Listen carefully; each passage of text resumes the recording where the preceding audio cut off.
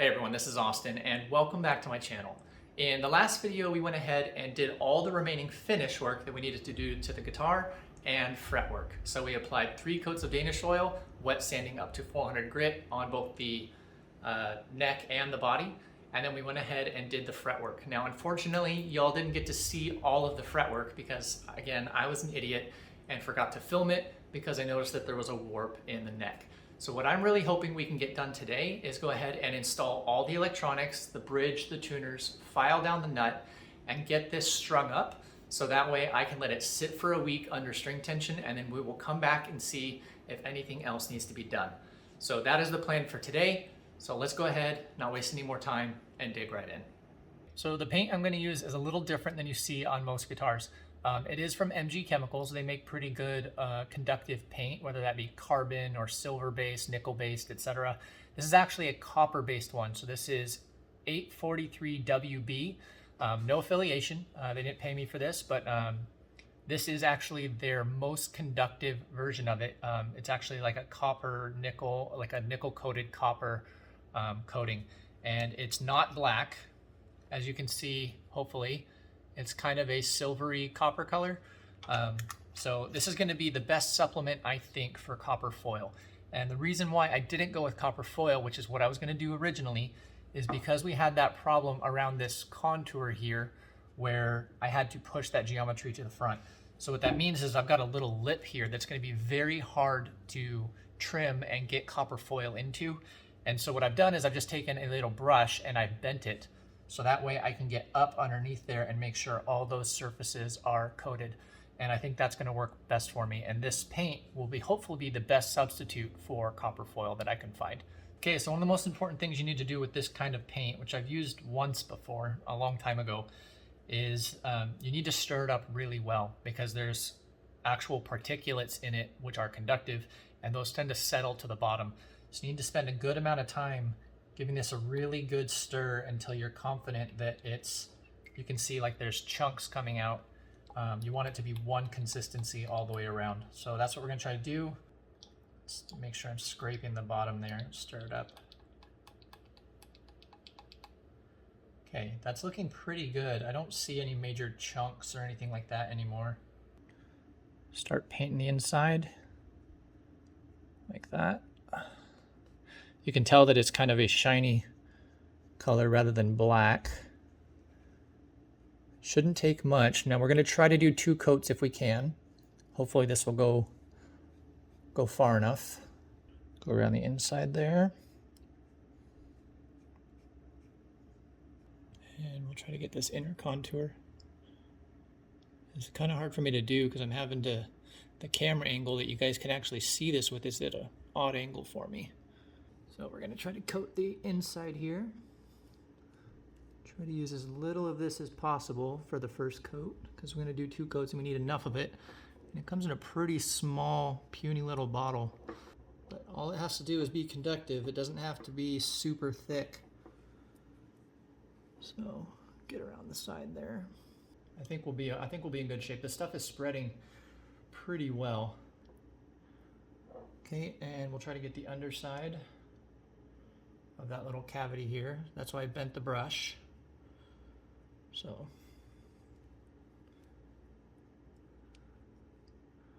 because I can't see it, so I need to make sure I do a pretty good coat there.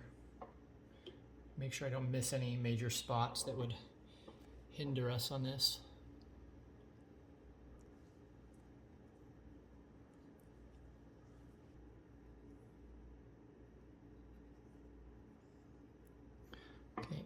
That's looking pretty good for now. We'll flip it over and do a little bit more later on the others on this inside here. But let's go ahead and get this side wall covered.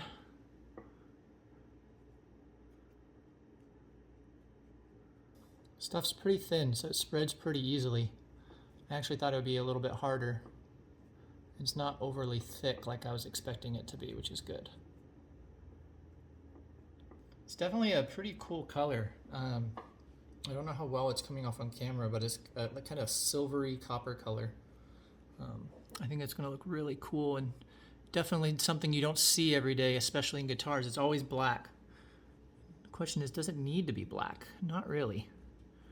That's just what people have leaned towards, I suspect, because that's what other manufacturers have used. But I kind of did my research on this, and the copper paint has a much better conductivity than the carbon one.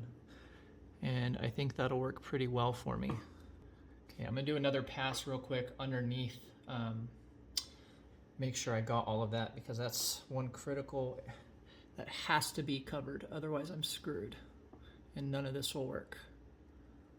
So I'm gonna do another quick pass under the ridge here, make sure I can actually get it.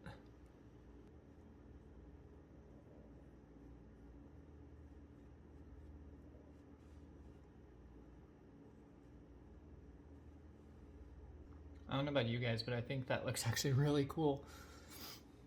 It's a nice substitute for the copper tape, I think. We'll find out when it dries, make sure it's actually have continuity around the whole thing. Now this is water-based, so if by chance we do happen to get some on the top here underneath the tape, it should be a pretty easy cleanup in theory. Famous last words, I suppose. I think we look like we're in good shape. It looks like the whole cavity is covered pretty well. And I think I'm gonna leave that to dry for a little while. And then we'll come back, we'll flip it over, and we'll do the other side. And I will try to get inside that cavity a little bit. Okay, so I started to coat these cavities and then realized that I didn't actually hit record. So I apologize. They're mostly painted already, except for these side walls. But what I was saying was that I wasn't sure if I was going to paint these sidewalls, because I wasn't sure how much of that was going to show through, because there is a little bit of a gap around the pickups. I didn't know if I wanted that copper to be present there, but I am going to do it anyway and hope for the best. I'm assuming that's probably why a lot of companies go with the black paint, and so it's very hardly noticeable compared to other stuff. I'm sure some company out there has seen this paint and chose not to use it for some reason, so maybe I might be screwing myself over. I don't know. Everything I read seems to suggest that this is going to do the best job compared to the other stuff, but maybe compromise slightly on the looks, which I actually don't think it will compromise the looks very much, because I already have built copper into this guitar anyway.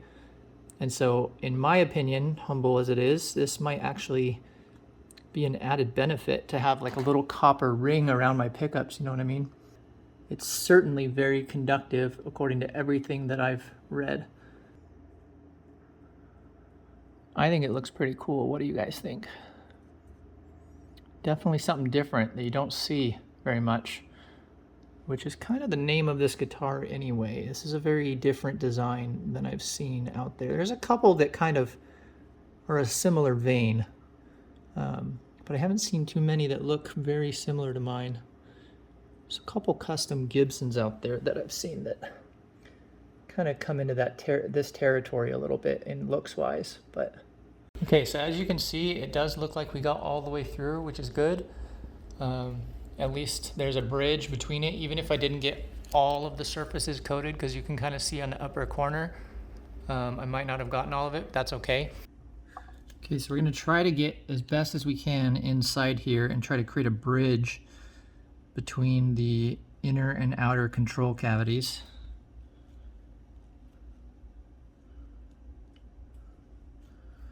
I don't know if this brush is narrow enough to actually get all the way inside there. So hopefully we can. We'll see. It looks like it's just maybe not quite narrow enough. But as long as I can create a bridge, I'll be fine. And if this doesn't work and I can't get all the way in there, two things. I could always get a smaller brush, which I don't have right now, but I can go to the store and get one. Or I could run a wire and then just make sure it's screwed down to this, and then we'll probably be fine. Okay, so we're ready for coat 2 on this side. It is dry to the touch. We need to let it dry, fully dry for a while before we really work on it. But I want to try to get inside this cavity if I can and create a bridge. Hopefully I'm able to get in there far enough. I won't know until I take a better look a little bit later. My suspicion is no. My suspicion is I was not able to get far enough in there with this particular brush. I think I definitely still have enough for 2 coats, or for 2 full coats on both sides, so I think we're in good shape. Even with this little 12 milliliter bottle. It kind of looks like aluminum, but it's actually copper for sure. Okay, so doing a quick check on the inside of the cavity, it does look like we were able to create a bridge between the two. I guess I will find out once this is dry and we throw a multimeter on it, but I think we're in good shape. So let's go ahead and do coat 2 on the pickups. Okay, this pickup cavity is done. And let's do the other one real quick. This paint, I want to say was about 20 bucks, maybe 25 bucks. For me, because of the cavity cover issue that we had, that's a price worth paying for me, but it might not be for you because that's a lot more expensive than copper tape. But I'm sure if you are building guitars for a living, you can probably negotiate a vendor deal or something like that to get a cheaper price. But since this is a one-off, I don't mind paying a little bit of a premium for what I need. So I think we're pretty squared away for coat 2 on both sides. So I'm gonna go ahead and seal up the bottle. We'll come back in about an hour and keep working. Okay, so I removed the tape and I took a look. There's a couple small spots that I missed with the tape, just some small areas I need to touch up. So I'm just going to very carefully come in here with a brush and touch those up and make sure not to get any on the top surface if I can. I'm just gonna be very careful. There's not much, so not much cleanup that I need to do. I only got a tiny bit on the outside, so since this is water-based, I should be able to take just a real small damp rag and wipe that up. And since we've already got oil on the body, shouldn't be an issue to just come in here and wipe up any tiny little bits that made it to the outside. I think that's looking pretty good. Just gonna do a quick pass around the outside here. I did get just a tiny bit on my paper towel, but I think we're looking pretty good there. So I think we're ready to let this fully dry and move on. So because I'm impatient, I only let it wait about 30 minutes, but it is dry to the touch now, so we should be good to go ahead and check continuity between this cavity, and our farthest points like this cavity and the control panel on the back. So I've got it set to 20K right now,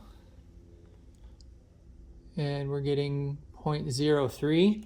Let me check the sidewalls here. 0.03 as well. So our bridge in the middle is definitely making good connection. I'm just going to check on a couple more points here. Yeah, 0.04. Okay. So I'm confident that this entire pickup structure right here has continuity. So what actually I'm going to do instead is I'm going to move this here so I can get underneath it and check from this cavity underneath all the way to this pickup. And yes, we're still at 0.03, 0.03, 0.02, 0.01. That's good. Okay. So yes, we have good conductivity between all 3 cavities, this one and the 2 pickup cavities. So I'm really happy with that. So I'm gonna go ahead and let this fully cure in about another hour or so, and then we'll start installing. Okay, so now that we have the pickup cavity and the control cavity shielded, it's time to talk about what hardware is going to be going into this guitar. Now I'm going to talk about everything but the pickups last because there's something very cool I want to share with you guys about this. So we've got 2 500K Bourne's pots with a, I believe it's a 0.22 resistor, maybe it's a 0.24, I can't remember. I'll leave links to all this down in the description below. And we also have 2 knurled black satin knobs that I think will go really well with all the rest of this hardware. We've got a black 3-way selector switch, and we have genuine Hipshot tuners, and we also have these, I believe they're called SKT model from Hipshot, but they're knurled knobs replacements for these tuners, and I think it would look really cool to match these, although I've seen some pictures on guitars where these were kind of meh and not that great, and some where they looked absolutely stunning. So I took a risk, I got these, I want to install them and see what it looks like, and we'll decide. Maybe I'll let you guys decide what we keep and what we don't. We have a genuine hip shot bridge, and I believe this has a 0.125 floor height because my fretboard's right up against the body. It's not raised up like a Gibson or arch top or anything. We have a black Switchcraft output jack. I believe this is stereo because I was originally ordering active pickups, but they're now passive, so we'll talk about that in a second. And then we've got a Tusk nut. Now, what makes these pickups so cool? Well, these were custom made for me by a man named Martin Harmer who lives in the UK. He is the owner of Mudslide Guitars and GuitarAssembly.com, and he reached out to me a couple months ago when we were building, machining the body and the neck and everything, and he wanted to build some pickups for this guitar and also produce a video showcasing how he made them. And so I won't go into too much detail because I really want you guys to go watch that video. So check the link down in the description below, as well as the card up here. But long story short, these are two passive humbucker pickups that him and I both decided on the magnets, the wiring, how many winds, etc., to get the sound that I was after. And he went ahead and wax potted these as well. And they didn't come with these cover plates. I actually requested these because I really liked the way EMGs or Fishmans looked with my particular guitar design. And so he went ahead and ordered some custom cover plates for me to replicate that look, but still maintain the custom humbucker pickups that he was producing for me. So Martin, first of all, I just want to say thank you so much for making these for me. These turned out amazing. I did have to file a little bit of the cover plate down. I don't know if you can see that, to make sure some of my wiring can get through, because I am going to be hard mounting these to the guitar. But these turned out awesome and I cannot wait to hear them. So everybody, make sure you go share some love with Martin and go check out his video. Make sure to check in the link description below or the card up at the top, and let's show him support because these are awesome.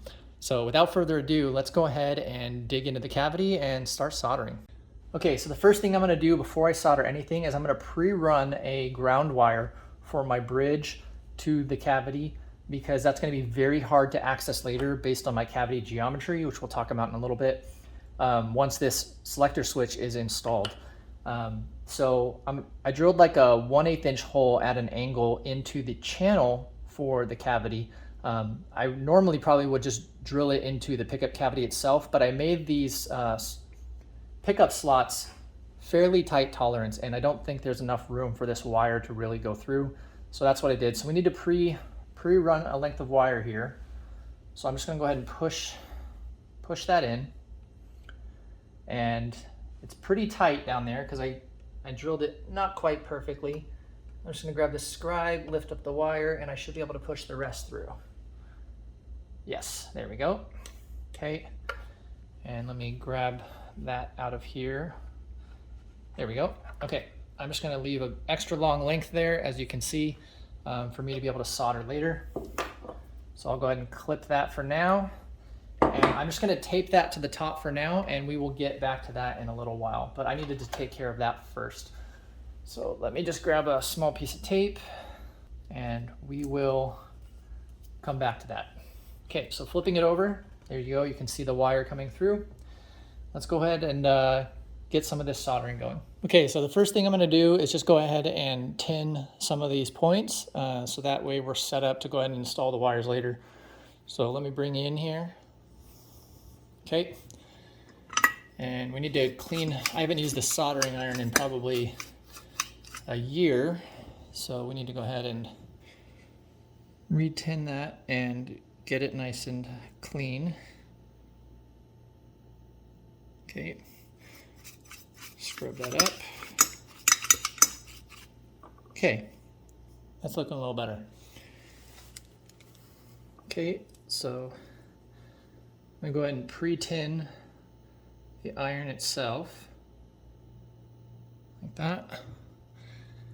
And then let's go ahead and start with all of these.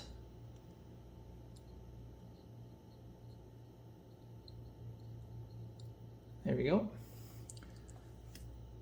Now forgive me if my soldering skills suck. I am very out of practice here. So forgive me. Okay, and push. Okay.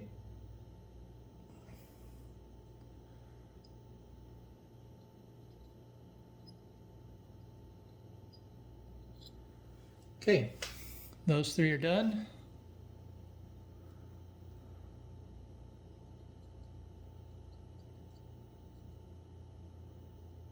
There we go. Yeah, I sort of remember how to do this. All right.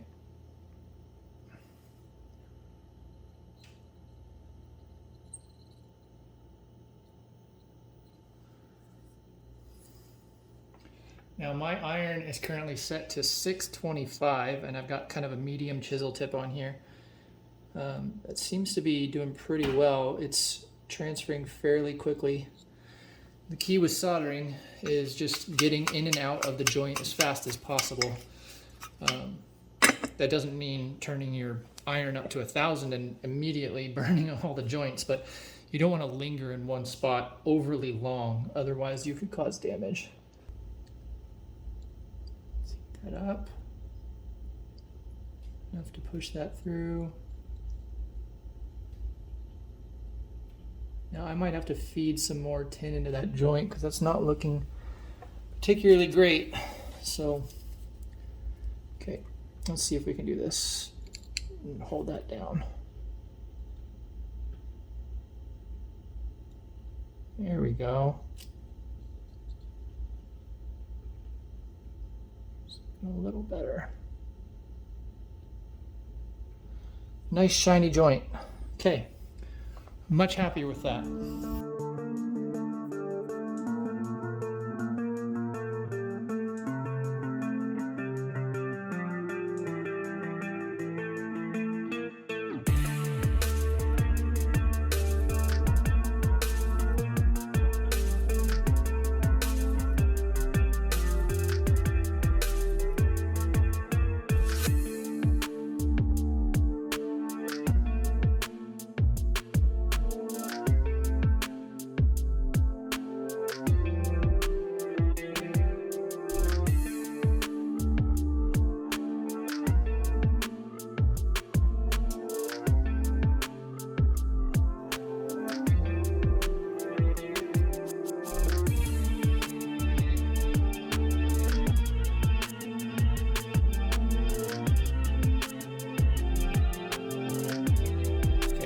That 100% worse.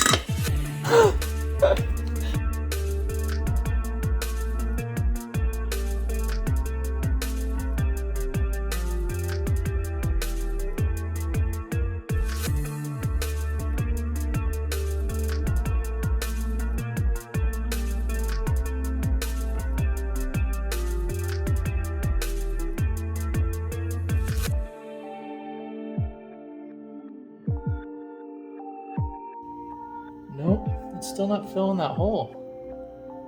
That's crazy.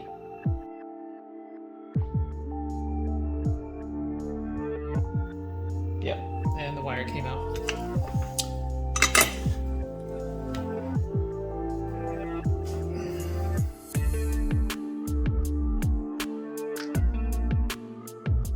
Okay, that is solid even though it's ugly. So I might just live with that. Hoping that'll still fit in my cavity. Let's see.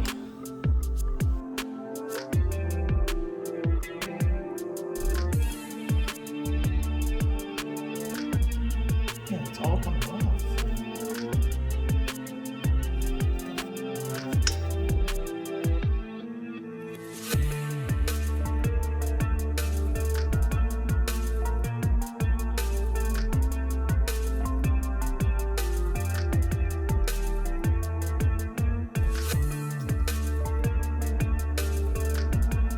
There we go.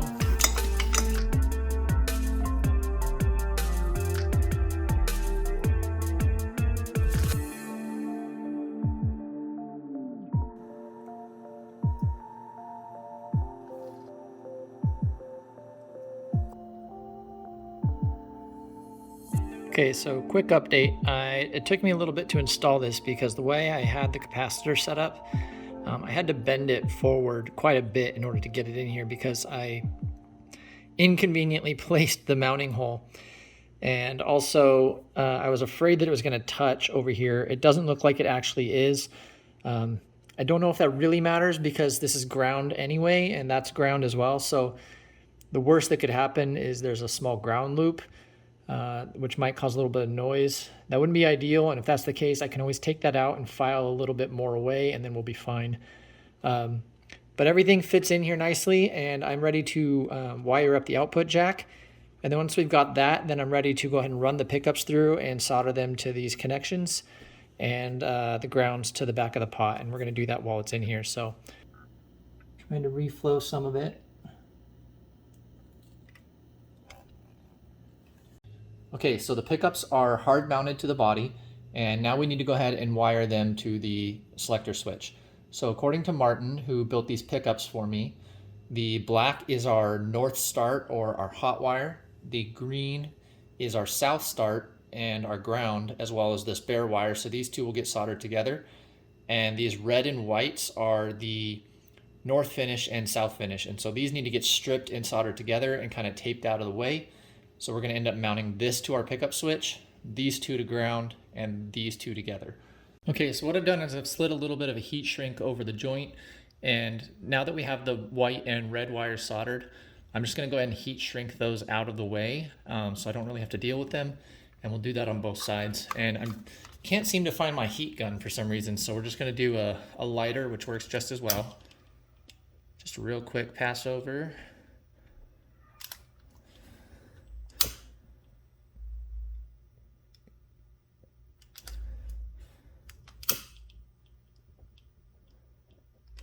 Okay, that looks pretty good. Could be a little tighter, but this is a pretty open flame one. That's a little better. Okay, cool. And then we'll do the other one.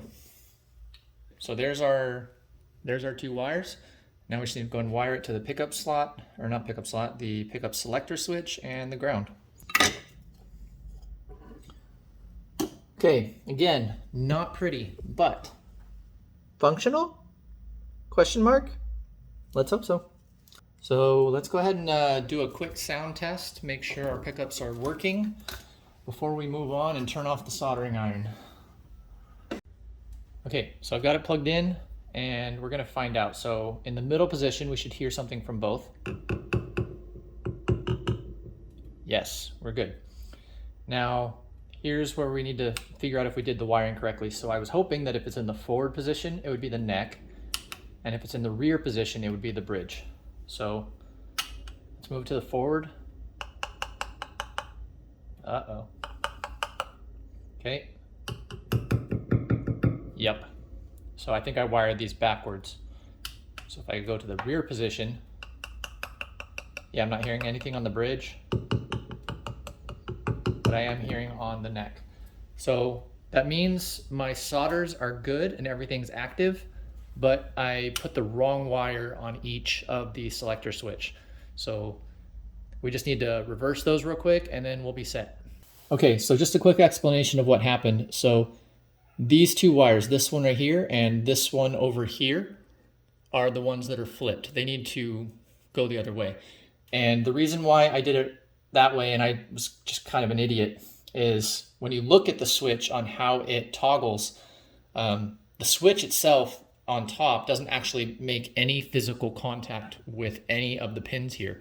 All it does is disable one or the other. And so when it's in the center position, nothing is disabled, which means both pickups are being selected at that time. But when you switch it to, let's say, this side, what it does is it actually disables this side. And if you switch it to this side, it disables that side, so all you hear is one side or the other. So the neutral position of this switch is both pickups active at the same time, and when you're switching it, you're turning off one. You're not turning on the other. So they're always live, you're just turning off one or the other. So that was my bad. So let me just go ahead and we'll remedy this real quick, and then we'll keep going. Okay, so if we rewire this correctly, we should still hear both in the middle. Yes, we're good. And if I switch it to the front, we shouldn't hear anything on the rear, which is what we did before. Yes. So that means this one should be active. Good. Go to the rear. We shouldn't hear anything on the front, but we should hear on the back. Perfect. Okay. Problem fixed. Okay, so I just need to strip back a little bit of this ground wire if I can.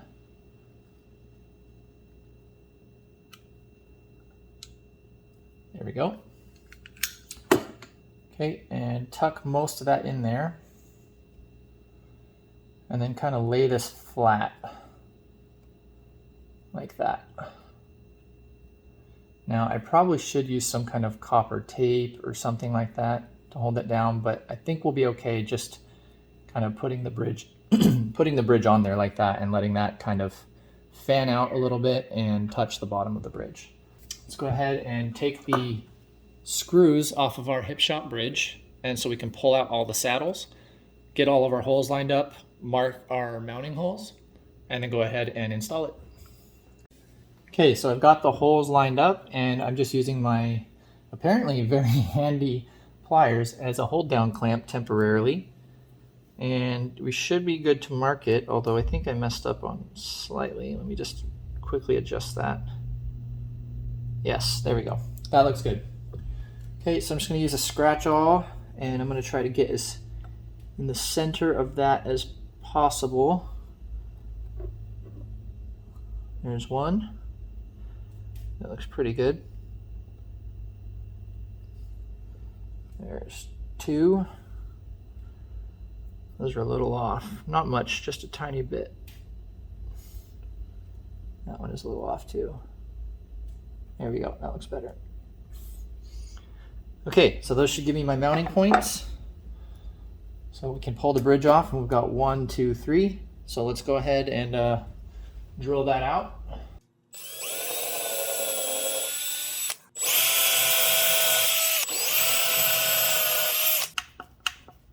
Just get it most of the way in until it starts to locate.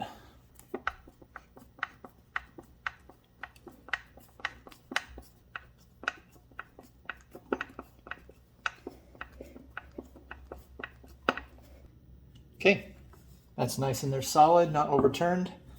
So let's go ahead and check our grounds real quick and make sure that ground is functional.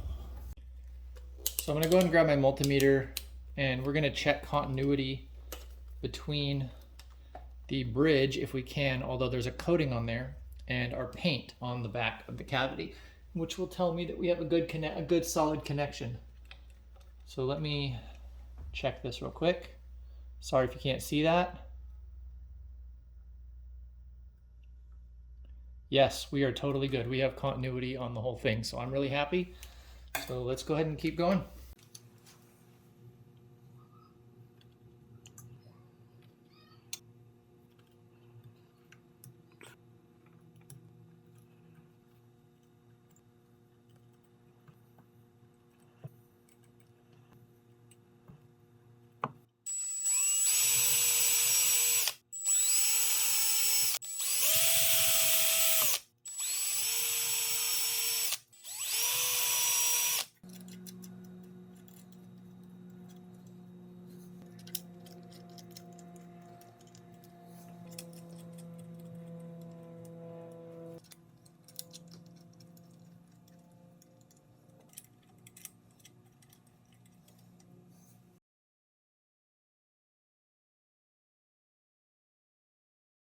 All right, so we've got the tuners installed, the bridge, the pickups, the knobs, everything is basically ready to go. Now we need to fabricate a nut and string the guitar up. Now I'm going to be using a tusk nut. These are basically like resin injection molded, but they've got a nice crisp sound to them. But I did notice that they don't exactly come flat. They look like they're nice and square, but they're really not. And let me show you what I mean. So if I just take this on a piece of glass and sandpaper and scuff it up real quick, you'll notice, if I don't know if you can see that, there's a spot in the center that kind of dips down, probably from the injection molding process, and that's on both sides of this as well. So what I want to do is I want to make this as square and flat as possible. And then the problem I have is over here on my nut slot. For some reason, maybe it was while I was sanding the neck, it's not a square shelf anymore. It's got like a slight taper to it. And that's going to be a really big problem for me, because if I make this nut square, then it's going to want to tilt away from the fretboard, and I need these two surfaces to be identical to this surface.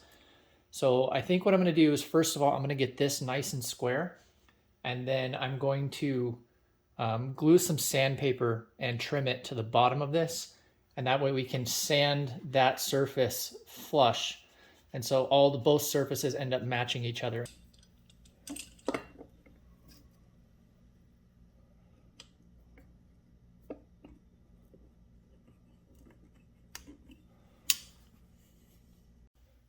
So the goal is to take this flat side, mate it up with this side, and we're going to push it up against that, and then we're going to go ahead and sand it down and see just how square this nut really is.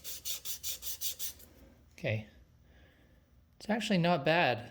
It's fairly good. It's kind of hard to see, but let me go ahead and keep going.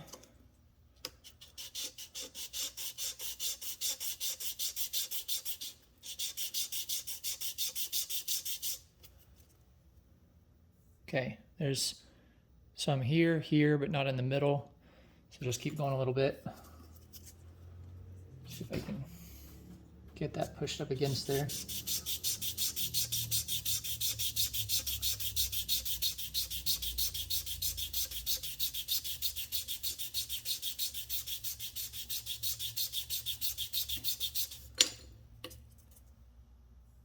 Okay, almost there. Just a little bit right here. I don't know how easy that is coming off on camera, right there. Just need to rub that down a little bit, and I think we'll be square, at least on two sides, which will be our mating sides. The other sides don't matter as much. I'm still going to grind them down so I can get rid of like the little manufacturing marks. But what really matters is that at least two sides are perfectly square to each other. So let's do this again.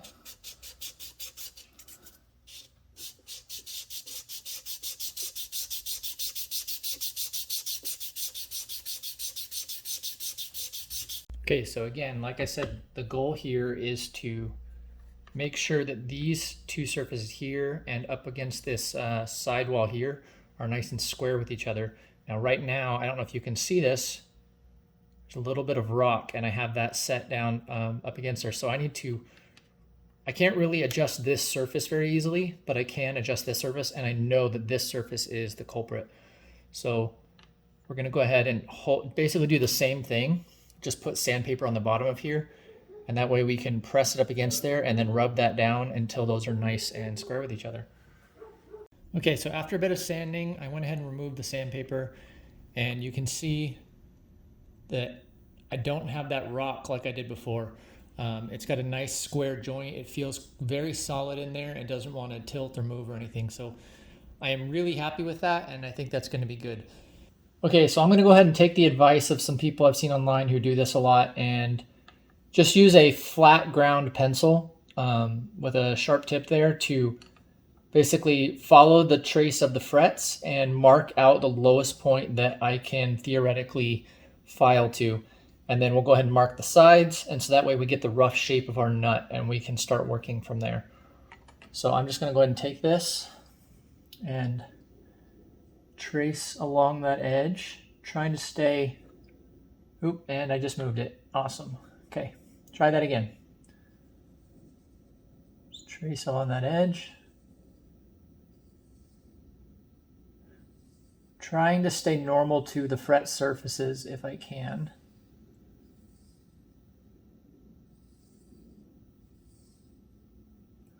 Okay, should be good. And we'll go ahead and mark the vertical edge of our fretboard.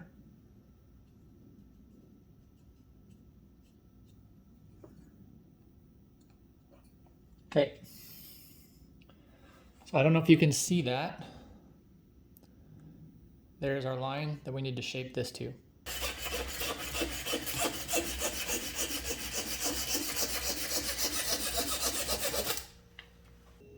Okay, so I just chopped off a little bit of the excess so that way I wouldn't have to sand or file all the way down the entire length.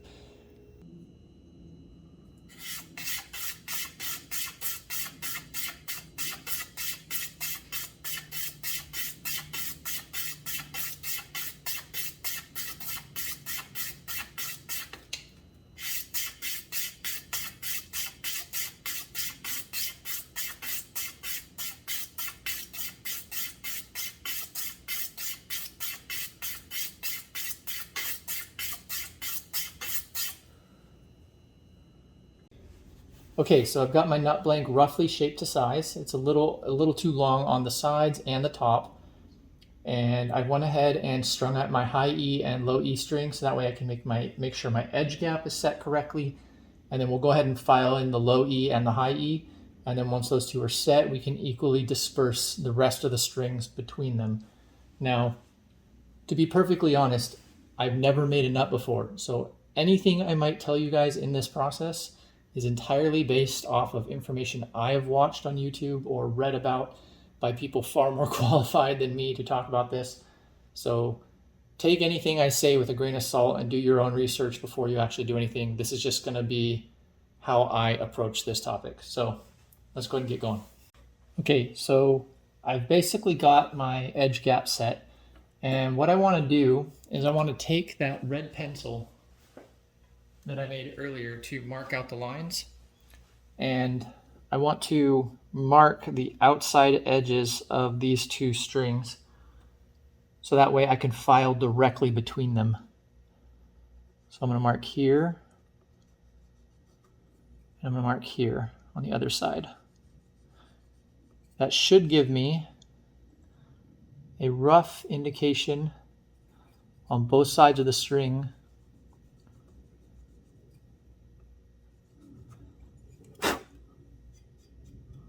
of where I need to file. There's a slight, it's hard for you guys to see, but there's a slight, very slight black line in the middle, and that's going to be my file point. I'll see if I can get you guys a close-up of that in a little bit. And then on the low E side, I want to do the same thing, but I need to adjust this again. Right about there. And I want to mark this side of the string, and I'm going to mark this side of the string. Okay, so hopefully you guys can see that there's a little center line right there that's black. That is the spot I'm going to file. It's a little bit harder to see on this side, but there's also one there. So that's where I'm going to file first. Okay, so the files that I bought for this project are Hosco 10 to 46 nut files. I do know that you can buy individually gauged nut files, but that was like 130, 140 bucks. And I think I got these for like $70 off of Amazon. Still pretty expensive. I didn't want to risk some of the more budget options. Every review I saw of those seemed to be less than ideal. So we went ahead with a reputable brand, but one of their cheaper models, and I think this is going to be okay for us. So we're going to go ahead and file these down to a little bit above that line that I made earlier, and then we'll disperse the rest, and then we'll finish shaping the nut. Here goes nothing.